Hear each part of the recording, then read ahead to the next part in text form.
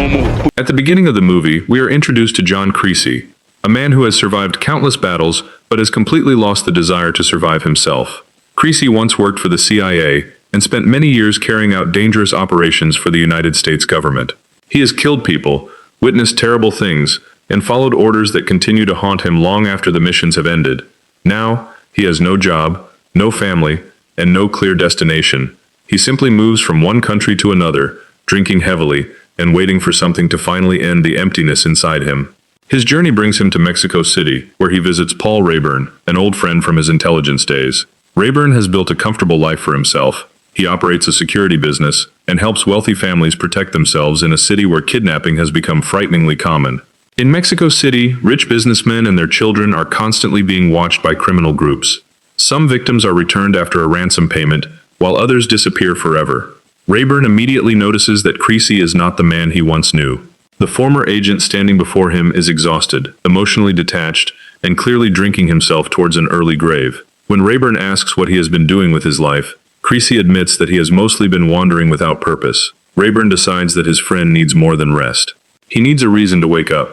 At the same time, we are introduced to Samuel Ramos, a wealthy Mexican businessman struggling to maintain the lifestyle his family has become accustomed to. Samuel lives with his American wife Lisa and their 9-year-old daughter Lupita, whom everyone calls Pita. Lisa is deeply worried about the wave of kidnappings spreading through the city. She wants professional protection for Pita, especially during the daily journey between their home, school, and music lessons. Samuel is reluctant. He already pays for kidnapping insurance and believes hiring a full-time bodyguard will be unnecessarily expensive. However, his lawyer, Jordan Kalfas, reminds him that the family's insurance policy is about to expire. The insurance company will not renew it unless Pita has certified protection. Kalfas suggests finding someone who looks qualified on paper, but is willing to accept a lower salary. They do not need the greatest bodyguard in the world. They simply need someone who satisfies the insurance company. This is how John Creasy enters the Ramos family's life. Rayburn tells Creasy about the position and encourages him to apply. Creasy initially refuses. He dislikes people, avoids responsibility, and knows his drinking has damaged his reflexes. Rayburn insists that the job may be good for him. Eventually, Creasy agrees to attend an interview. Samuel studies Creasy's record and is astonished by his experience. Creasy served for many years in military and counterterrorism units, and has handled situations far more dangerous than protecting a child. Samuel cannot understand why someone with such qualifications would accept the salary he is offering. Creasy gives him the truth. He drinks too much. He warns Samuel that alcohol has reduced his coordination and slowed his reaction time. If highly trained kidnappers attack, Creasy cannot promise that his performance will match the impressive history written on his resume. Samuel appreciates his honesty. He offers him the job under one condition. Lisa must never discover how serious his drinking problem is. Creasy accepts. When he arrives at the Ramos estate, Lisa immediately feels more comfortable around him than her husband expected. Creasy barely speaks and rarely shows emotion, but there is something dependable about his presence. Pita is called downstairs to meet her new protector. The moment she sees him, she becomes curious. Pita is intelligent, energetic, and completely unafraid of his intimidating appearance. She shows Creasy around the house, introduces him to the staff, and points out the pet bird that belonged to the family's previous bodyguard. To Pita, Creasy does not look dangerous. He looks like a giant, unhappy teddy bear. That evening, she gives him a personal nickname, Creasy Bear. Creasy does not know how to respond. He is accustomed to being feared, obeyed, or avoided. He is not accustomed to being trusted by a child. Later that night, Creasy sits alone in his room with a bottle beside him. He drinks heavily while testing his hand coordination, trying to determine how much damage alcohol has done to his abilities. The following morning, Creasy studies every road surrounding the Ramos home. He plans several routes to Pita's school, identifies dangerous intersections, and memorizes possible escape paths. Although Samuel hired him cheaply, Creasy still approaches protection like a military operation. During the drive, Pita asks him question after question. She wants to know where he has traveled, what work he used to do, why he is so quiet, and whether he has ever been frightened. She even talks casually about the kidnapping crisis, mentioning how many people have recently been taken. Creasy is disturbed that a 9-year-old child understands so much about abduction. At the school, he meets the headmistress, a Catholic nun the students call Madre. She is saddened that armed protection has become a normal part of childhood. During their brief conversation, Creasy admits that his past has made it difficult for him to believe that God is watching over anyone. For the next several days, Pita continues trying to speak with him. Creasy repeatedly shuts her down. He tells her that he was hired to keep her alive, not to become her friend. Peta is hurt, but does not completely give up. That evening, Lisa visits Creasy's room and notices a Bible near his bed. She asks whether he reads it for comfort. Creasy avoids the question. Lisa explains that Peta has spent most of her life surrounded by adults who are either too busy or too afraid to speak honestly with her. She does not simply want a man holding a gun beside her. She wants someone she can trust. Creasy suggests that the family should hire a friendlier bodyguard. Lisa refuses. She believes that when real danger comes, Creasy is exactly the person she wants standing beside her daughter. That night, Creasy reaches the lowest point of his life. He drinks alone, takes out his pistol, loads a single bullet, and presses the weapon against his head. Then he pulls the trigger. The gun clicks. Nothing happens. Creasy stares at the weapon, unable to understand why the bullet failed. He walks into the rain and calls Rayburn. Without admitting what he has done, he asks why a 9mm cartridge would refuse to fire. Rayburn suggests a faulty primer. Then he realizes the truth behind the question. Before Rayburn can stop him or ask where he is, Creasy ends the call. From an upstairs window, Peta sees him standing alone in the rain. Creasy later removes the failed bullet and places it inside a small box. He begins wondering whether the weapon malfunctioned by accident or whether his life was spared for a reason he has not yet discovered. The next morning, Creasy notices a suspicious vehicle following them to school. He asks Peta to write down the license plate while he watches the driver. Before they can record the complete number, the vehicle disappears into traffic. Creasy does not tell Peta how worried he is. That afternoon, he watches her swimming practice. Peta is naturally fast in the water, but she reacts badly to the starter pistol. The sound frightens her, causing her to leave the platform later than the other swimmers. Despite starting last, she still finishes third. Creasy tells her that her swimming is strong enough to win. Her problem is fear. Peta reveals that she has an important competition coming soon. Creasy offers to train her. When Samuel and Lisa leave the country for a short trip, Creasy begins working with Peta every day. He recreates the sound of the starting pistol by striking heavy objects together. At first, Peta flinches each time. Creasy teaches her to stop seeing the sound as a threat. The noise does not mean something is coming to hurt her. It means the race has begun. Little by little, Peta's reaction improves. Their training sessions also begin changing Creasy. Peta makes jokes, challenges his instructions, and refuses to treat him like a frightening government killer. One evening, she says something so unexpected that Creasy laughs. It is a small moment, but Rayburn immediately notices the difference. The man who arrived in Mexico waiting to die is beginning to enjoy being alive. When Peta's parents return, they bring her a puppy. Soon, the day of the swimming competition arrives.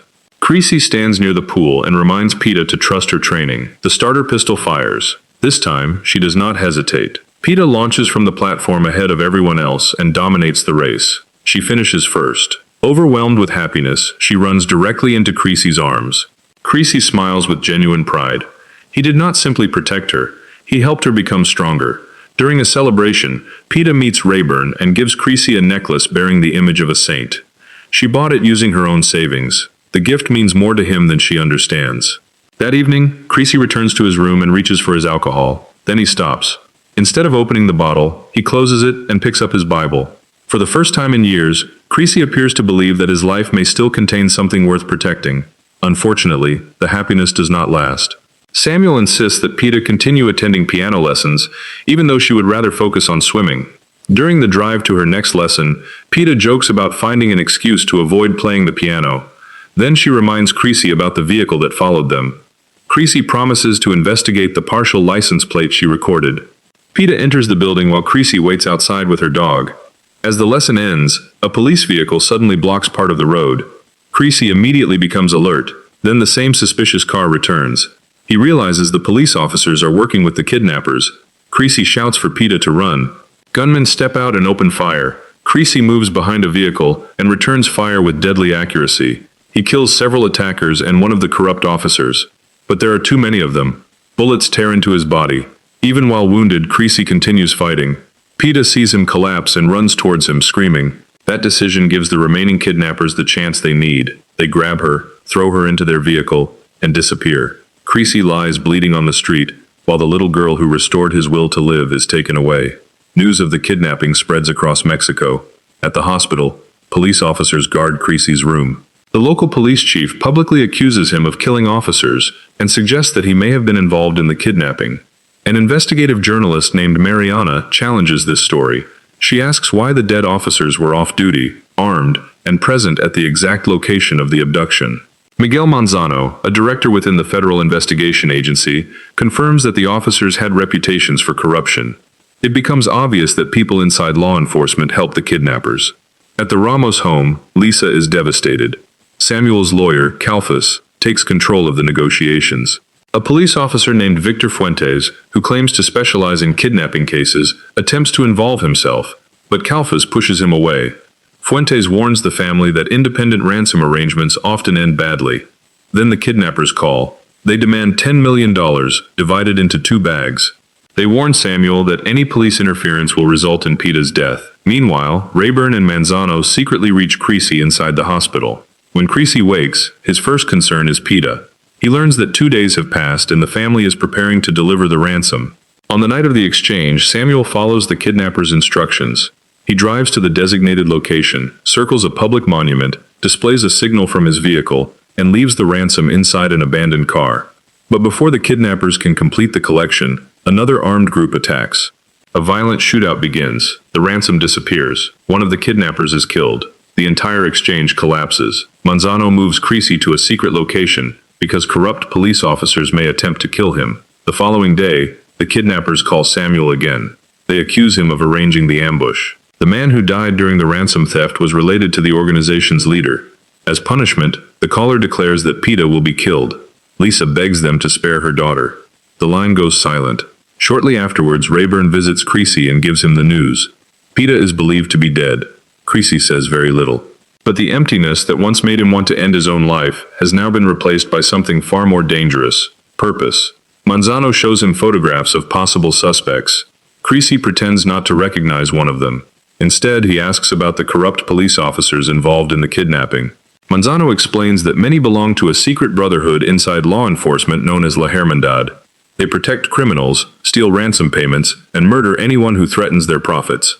Creasy leaves medical care before his wounds have healed. Rayburn helps him escape. Mariana follows them and offers Creasy access to her contacts and research. She has spent years investigating police corruption and wants to expose the organization behind Peta's kidnapping. Creasy returns briefly to the Ramos home.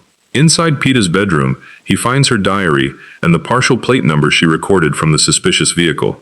Lisa enters and asks what he intends to do. Creasy tells her he is going to find everyone involved. Not only the men who physically kidnapped Peta, but also the people who planned it, financed it, protected it, and profited from it. Lisa does not ask him to show mercy. She tells him to destroy them. Creasy begins preparing for war. He gathers firearms, explosives, medical equipment, tracking devices, and interrogation tools. With Mariana's help, he identifies the owner of the suspicious vehicle. The man is named Jorge. Creasy kidnaps him and takes him to an isolated area. He demands to know where Peta was taken. Jorge refuses. Creasy makes it clear that silence will only increase his suffering. Eventually, Jorge reveals that Peta was delivered to an operative known as the Guardian. The Guardian receives instructions from a mysterious leader called the Voice. Jorge also identifies a nightclub where another member of the organization works. After extracting everything useful, Creasy executes him. He then infiltrates the nightclub. Inside, he captures the man connected to Peta's abduction and questions several associates. They reveal that operational instructions usually arrive by telephone, and that members of the network receive weekly payments through a bank card. One frightened associate claims that the kidnapping went wrong after the ransom ambush. According to him, someone panicked and killed the girl. Creasy also learns that Lieutenant Fuentes helped organize the ransom theft. Before leaving the club, Creasy finds another kidnapped child hidden in a locked room. For one hopeful second, he believes it might be Peta. It is not. The discovery reminds him that Peta is only one victim among many. Creasy frees the child, opens the building's gas system, and forces the customers to escape before destroying the nightclub. He gives the bank card to Mariana and asks her to trace the payments. Mariana warns him that Fuentes is heavily protected and moves through the city inside an armored convoy. Creasy is not discouraged. He positions himself above the convoy's route with a rocket launcher. When Fuentes' vehicles arrive, Creasy fires. The lead vehicle explodes, stopping the convoy. Creasy attacks the surviving guards, breaks into the armored transport, and drags Fuentes away. At an isolated location, Creasy attaches an explosive device to Fuentes and activates a countdown. Terrified, Fuentes begins talking. He reveals that the ransom bags never contained the full $10 million. Much of the money was replaced with ordinary paper, only a small portion was delivered. When Creasy demands to know who arranged the switch, Fuentes names Jordan Kalfas, Samuel's lawyer. Creasy leaves Fuentes with the explosive still attached. The timer reaches 0. Creasy then tracks Kalfas to his mansion, but someone has already killed him. His body is floating in the swimming pool. Inside the house, Creasy discovers evidence connecting Samuel Ramos to an offshore bank account. The truth is now more disturbing than anything he expected. Creasy confronts Samuel in front of Lisa. He explains that Kalfas manipulated the ransom and that money was transferred through accounts connected to Samuel. Samuel finally breaks down. His businesses were failing and his family was drowning in debt. Kalfas convinced him to arrange a controlled kidnapping so they could collect the insurance money. Samuel claims Peta was never supposed to be harmed. The original plan was for the kidnappers to keep her comfortable for a short time and return her safely once the insurance payment had been collected. But the corrupt police, criminal gangs, and ransom thieves transformed the plan into something Samuel could no longer control. Lisa is horrified. Her husband gambled with their daughter's life to escape financial trouble. Samuel insists that he loved Peta and never intended for her to die. Creasy removes the bullets from his gun and places the weapon on the table. Beside it, he leaves the cartridge that failed when he attempted to take his own life. Then he walks away. Moments later, a gunshot is heard inside the house. Samuel has chosen his own punishment. Meanwhile, investigators trace the bank card payments to a woman named Reina Sanchez. Manzano identifies her husband, Daniel Sanchez, as the criminal mastermind known as the Voice. Mariana publishes Daniel's photograph, even after armed men attempt to frighten her into silence. Creasy travels to the Sanchez family home. As he enters, Daniel's brother Aurelio shoots him. Creasy is already badly wounded from the original kidnapping, but he refuses to fall. He chases Aurelio down, captures him, and drags him back to the house. Creasy questions Reina and learns about the family connection. Then Daniel calls. He initially assumes Creasy wants money. Creasy makes it clear that no amount of cash can settle the debt. He begins injuring Aurelio while Daniel listens helplessly through the telephone. Realizing that Creasy will destroy his entire family, Daniel changes his approach. He reveals something nobody expected. Peta is alive. Daniel claims the earlier report of her death was a lie, created after the ransom exchange failed. He offers to return her in exchange for Creasy and Aurelio. Creasy demands proof. Daniel provides a detail only Peta would know. He repeats the private nickname she gave her bodyguard, Creasy Bear. For the first time since beginning his revenge, Creasy allows himself to hope. He accepts the exchange. Creasy contacts Lisa and tells her to meet him at a bridge. He drives there with Aurelio as his prisoner. When Lisa arrives, Creasy gives her a weapon and orders her to keep Aurelio under control. Then Creasy walks onto the bridge alone. At the opposite end, Daniel's men bring out Peta. She is frightened but alive. The moment she sees Creasy, she runs towards him. Creasy kneels and catches her in his arms. After all the blood, betrayal, corruption, and death, the child he believed he had failed is finally safe. Peta does not understand why Creasy cannot come home with them. He gently tells her to run towards her mother. He says he is also going home, although he means something very different. Lisa releases Aurelio. Mother and daughter are reunited. Creasy continues walking towards the kidnappers. He does not resist when they search him and force him into their vehicle. Peta watches from a distance, realizing that Creasy has traded himself for her life. Inside the car, Creasy holds the saint's necklace she gave him. His injuries are too severe. The man who once attempted to end his life now spends his final moments knowing that his life saved someone else. He closes his eyes. Creasy dies peacefully during the journey. At the same time, Manzano's federal agents locate Daniel Sanchez.